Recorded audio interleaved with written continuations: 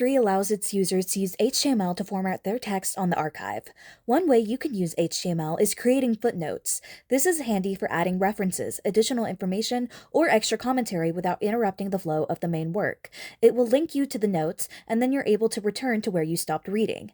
At first, HTML can be pretty daunting. To learn the basics, check out other tutorials in the HTML series on our profile. Also, to create footnotes, there's a few written tutorials on the archive under the Fan Work Research and References Guides tag that will walk you through how to do this. The process isn't as hard as it looks. Each footnote requires 2 lines of HTML, one for the footnote link in the main work and one for the footnote itself at the end of the work. Here is what the footnote will look like. Anything inside the A bracket section acts as a hyperlink.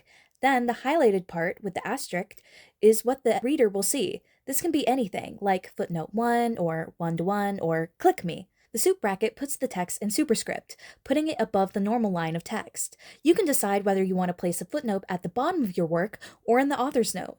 Be aware, if you place this in the endnote on a multi-chaptered work, all text inside the first chapter's endnote will move to the last chapter when you post your second chapter, and so on.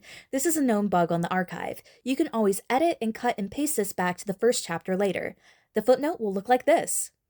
Enter the text you'd like the footnote to display after the end of the A bracket and before the soup bracket. Return to text and #8617 creates a link back to where the reader left off, and there you have it. You can create multiple footnotes, just be sure to give them different names. Let us know what other tips and tricks you'd like us to cover in the comments.